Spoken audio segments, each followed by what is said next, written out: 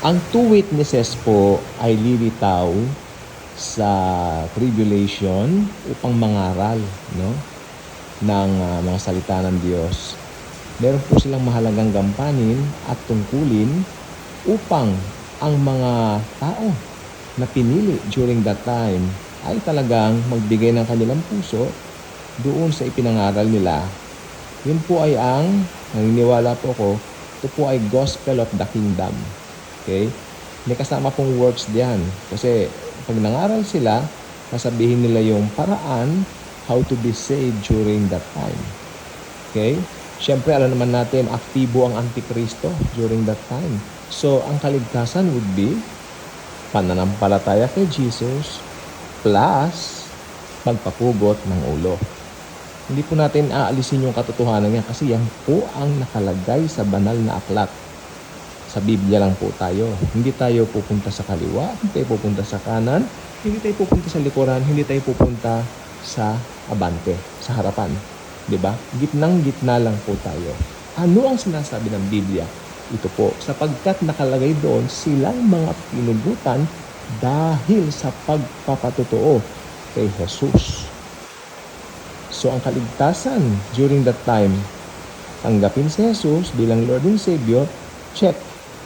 At magpapugot para yung dugo, ito ay dumanak o mag-shed. Without the shedding of blood, there will be no remission of sins.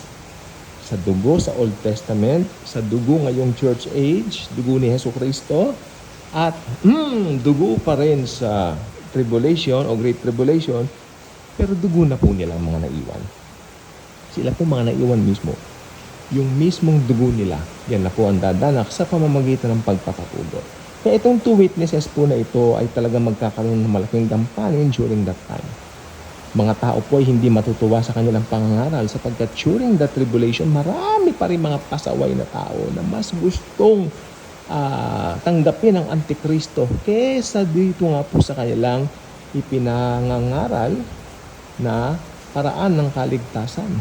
Actually, I consider that biyaya yung pagdating ng dalawang yan. Dahil, tignan po ninyo, kung tutuusin, wala na pong way para maligtas dyan. Tribulation nga yan. Pero nag-provide pa rin ang Panginoon ng way. In order for them to be saved, ay kailangan nga lang magpapugot sila para idagdag doon sa kanilang faith kay Jesus. Okay. So, ayan po ang mangyayari dyan. Sino po ba ang dalawang witnesses na ito? Marami pong magtatalo. Sabi nung iba, ito po yung mga olive tree. Okay? Ang kanilang interpretation, since mga olive tree at saka mga yung mga light, kanila mga lamp, no? Sila raw po yung mga Kristiyano. Yan ang kanilang paniniwala. Pero hindi po pwedeng mangyari yun kasi sa Biblia po, talagang maliwanag na binabanggit na literal na dalawang witnesses ang lalabas. Hindi nila pwedeng gawing spiritual yan. Malalim na pag-aaral ng Biblia lamang ang kailangan upang maunawa mo na ang dalawang witnesses ay dalawang literal na mga tao na mangangaral sa Great Tribulation. Okay? So ito po ang ating masasabi tungkol yan. Ngayon, ang tanong, sino ba itong dalawang ito? Since hindi natin tinatanggap yung spiritual na interpretation nila na ito raw po ay mga Kristiyano sa kabuuan, tayo raw po mga Kristiyano yan, yung mga nagtuturo niya, naniniwala na mga Kristiyano maiiwan dito. At patuloy daw magliliwanag. Ano ba yan? Hindi po doon pa lang sablay mo Hindi pwedeng maiwan ng mga bride of Christ po tayo. Tayo po ang bride ni Jesus. So tayo po ira-rapture niya. Mahal niya tayo Di ba? Kita nyo? Yun ang pala yung, kaya yun ang pinapangaral nila Okay, susunod. Tatanong, ngayon, hindi naman po pala ganun ang view.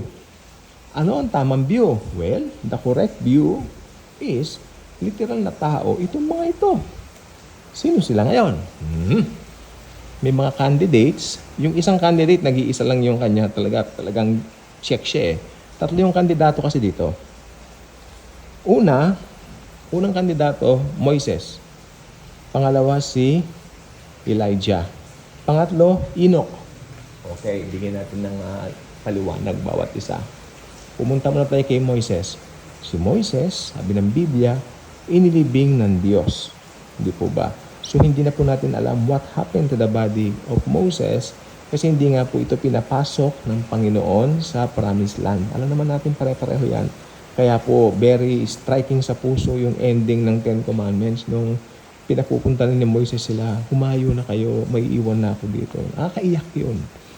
Hindi niya nakita mo si Moises tumanda na, mahaba ang balbas, matandang-matanda na siya, pero hindi niya nakita yung gagawin ng Diyos doon sa mga Israelites na pumasok doon sa Promised Land. Diba? Nakakaiyak, di po ba? Pero ultimately, merong ang Diyos sa kanya, merong special role. Ito nga po, sa darating na tribulation. Siya po si Moises. So si Moises, hindi po natin pagdududahan, talaga pong kasali yan. Okay. Ito po yung sinasabi nilang isa pang kandidato. Siyempre, si Elias. Na-rapture po si Elias, hindi po ba? Therefore, hindi siya namatay. Walang banggit ang banal na kasulatan na si Elias ay namatay. Inirapture siya. So doon pa lang napakadali po nun na bigyan ng conclusion na isa siya doon. May humahabol ding isa, si Seth. 'Di ba? Tama po ba ako? Seth po ba pangalan nun? Yung hindi yung hindi rin siya namatay. Enoch, sorry. Enoch pala. Si Enoch. Enoch. Parang sininok. Seth tuloy na sabi ko na kasi iba naman pangalan nun eh. So, si Enoch, bakit itong si Enoch ang sinasabi nilang anong tawag dito? Kandidato para sa pagiging sa dalawang witnesses. Sabi kasi nila, si Enoch found favor with the Lord at nirapture din siya. Hindi ba bigla siyang nawala sa gitna nila? Okay, check natin mabuti. Si Moises, wala pong duda. Amen. Si Moises, wala pong duda. Isa po siyang Israelita. Pinalaya niya ang mga Hudyo. Ginamit siya ng Diyos, syempre, para mapalaya sila. Hindi naman sa kanyang sarili. Pangalawa, Enoch. Si Enoch. Okay, si Enoch. Na-rapture siya. Okay, pwede mo sabihin yan kasi dinagit na lang siyang bigla na nawala siya sa kalagitnaan nila. May problema dito. Si Enoch po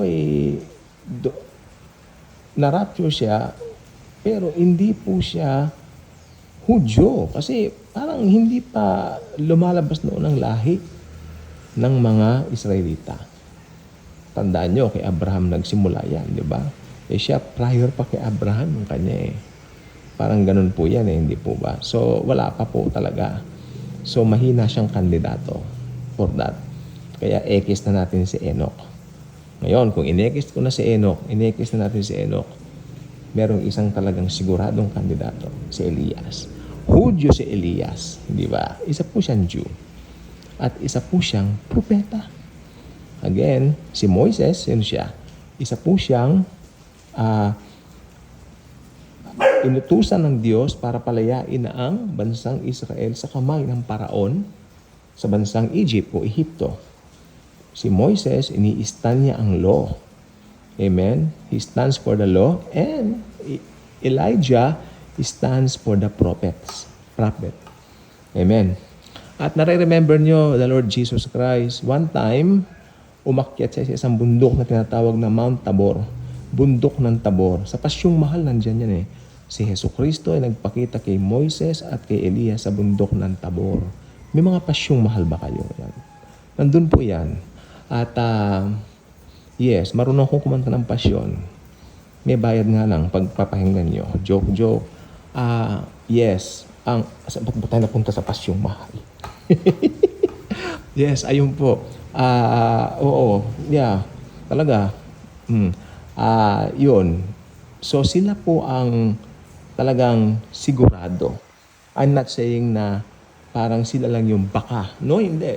Sila po ay sigurado. Sila po talaga ang two witnesses. So, anong mangyayari ngayon sa kanila? Tignan nyo ha. Makikita nyo rito ang dalawang witnesses daw na ito ay nagpapaulan ng apoy. Sino sa dalawa nagpaulan ng apoy? Si Elias, hindi ba? Pero ang Diyos ang gumawa, no? Baka may mag-comment naman, Diyos ang gumawa, hindi naman siya, ano? Baka ganun na naman ako eh. Inuunahan ko na, ano po? O ngayon, sino ngayon yung nagbigay ng mga salot? Yung may kakayanan na binigyan ng Diyos ng kakayanan to make salot, si Moises. So talagang silang dalawa yon, fit na babalik sa Great Tribulation para dyan. Hindi po ba? Pero alam niyo po ba, talagang maraming matigas ang puso na tao during that time. Okay? Kasi ang mangyayari, sa pangangaral itong dalawang ito, marami pong magagalit sa kanila. At maipapapatay po sila ng Antikristo. Kaya pag dumating po yung time na naipapatay sila ng Antikristo, nakalagay po doon na sila po ay nandoon po, nakadisplay po yung kanilang mga bodies. Ha? Nakadisplay po yung mga bodies nila. So exposed, kitang-kita po silang mamatay na. So nung namatay po sila, nagdiwang ang buong mundo. At sila po ay nag-exchange gifts pa. Parang Pasko lang ang peg. Nag-exchange gifts pa ang mundo.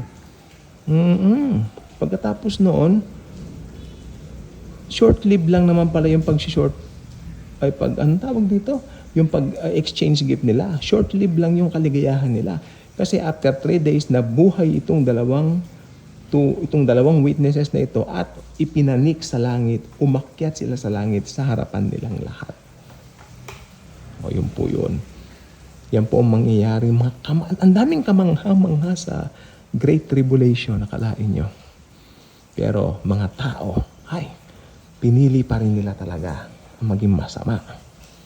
Okay? Ngayon pala, nakikita nyo na iba ng mundo ngayon. Ano? So, hindi naman po katakataka. Ano po? Okay, yun lang po muna at maliligo na po ako, nainitan na po ako. Bye-bye.